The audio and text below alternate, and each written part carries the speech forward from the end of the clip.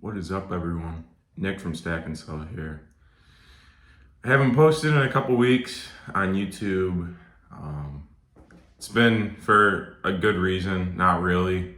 I just have been working on cards a lot. I've been getting a lot more organized.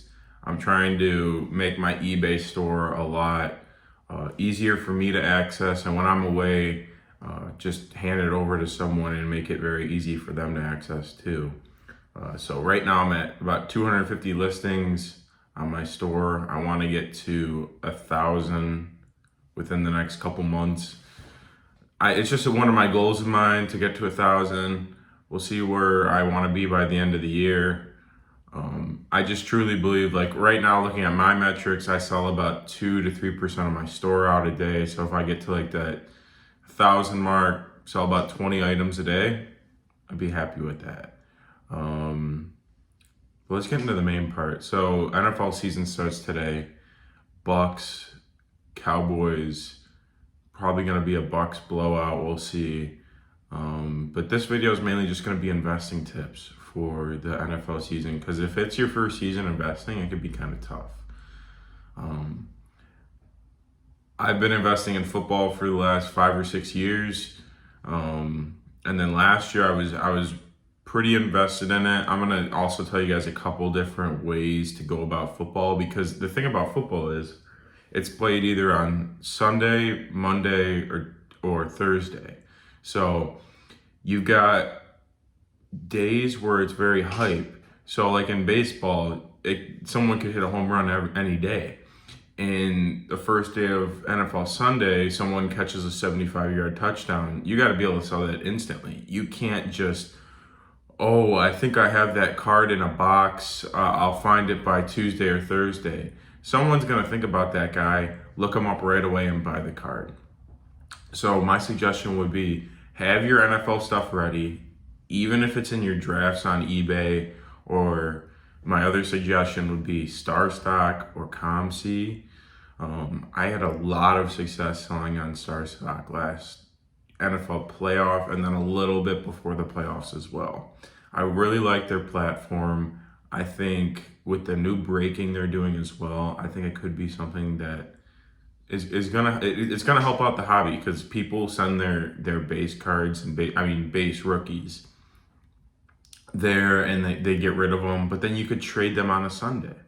So if David Montgomery has a good Sunday night against the Rams, and people say, oh, maybe the Bears are, maybe David Montgomery's here for a breakout season, someone will go buy his rookies on StarStock.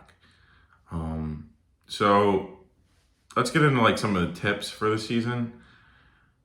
Don't watch this Sunday and say, okay, I'm going all in on XYZ. So don't say, oh my God, Josh Allen's the real deal.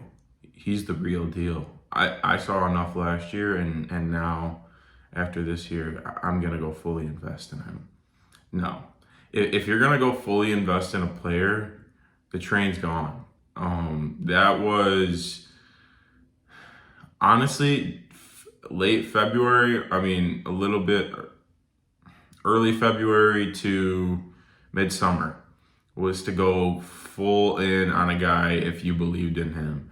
Right now is not the time to be going full in on a guy. Right now is the time where I'm selling most of my football. You could buy. I'll still be buying football consistently, but it's not gonna be like cream of the crop guys. That's just me, how I personally invest. I don't like risk. I hate risk. Risk is the number one thing that I hate. So low risk with a high reward if it's there. But I don't mind making like 15% profits on things. That's just me. If you want to invest in a different way, go ahead. Like none of my tips in this you got to take. None of them you got to do whatever you want with them. My second tip. We saw a little bit of a boost with wide receivers last year. You could get into wide receivers, but I would stick to quarterbacks if you can. I would rather invest in a backup quarterback than a starting wide receiver, honestly. Sorry, I had to cut that real quick.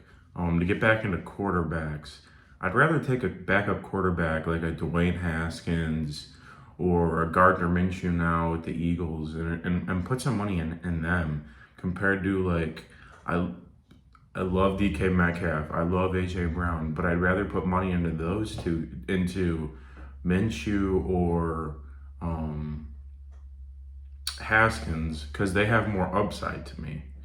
Um, yes, AJ Brown and DK Metcalf are great receivers, but investing wise, people aren't looking to invest in AJ Brown and DK Metcalf long term.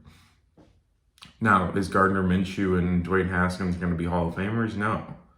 But Jalen Hurts, I don't know how long he's keeping his job for. We'll see. But Dwayne Haskins, I could almost guarantee. Another one. Dwayne Haskins, I could almost guarantee he's going to go in. Ben Roethlisberger always gets hurt. Another one. Jacob Eason. Almost can guarantee that man will play this year. Maybe it's Ellinger, but it's probably Eason. Wentz is hurt every single year. Even like we may even see Eason in the playoffs. If I was reading yesterday, I think Wentz has been to the playoffs 4 times and he's never played. What was it? He never played in a playoff game. I'm not completely sure about that, but there's just like I'd rather invest in a quarterback over a wide receiver. Same thing with defensive guys. You could get into them. It's just not my cup of tea.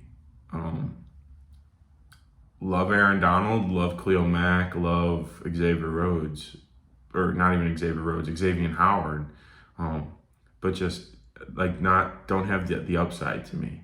I'd rather look at quarterbacks, and you could keep investing right now, but like I said, I wouldn't look at a lot of these quarterbacks and stuff right now. Their prices are very inflated. Just they've got built-in hype for the season. People projecting that this XYZ team will make it to the playoffs. So then in their price, it's built in a playoff run. I was comparing, like, yeah, if you compare some of the quarterbacks now, like a Daniel Jones or a Ryan Tannehill, like some of these guys, like going for more than Phillip Rivers, like Daniel Jones, love him. He's not even close to Phillip Rivers now. Like, I know Phillip doesn't have the Super Bowl ring, but like production wise, not even close. Like, I sold a Daniel Jones Prism yesterday for $27. This is just random, but this Joe Flacco Topps Chrome black border, I don't know, probably like $10. Like, he's got a Super Bowl ring, just no one cares about him now. So I like be careful for some investments. If you're thinking, oh, I'm gonna make this investment for long term, if he doesn't have a ring yet, probably would not make it a long term investment. Probably just like something short term. I'm trying to think of some other things I would say for the NFL season. It's going to be super exciting this year with 17 games. Just having football for the next like couple months is just going to be amazing. I've missed it so much.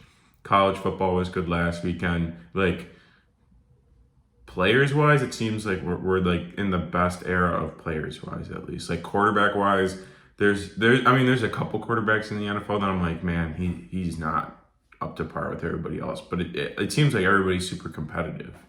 And it seemed like that with college football this weekend too. There were some upsets, UCLA beating LSU, some other things. Alabama, as usual, Alabama. But nothing crazy this last weekend for college football. This weekend, we'll see. There's always a surprise in the NFL the first week. Like last year, Jacksonville winning their first game. I don't think they ever won a game after that. I think they beat the Colts.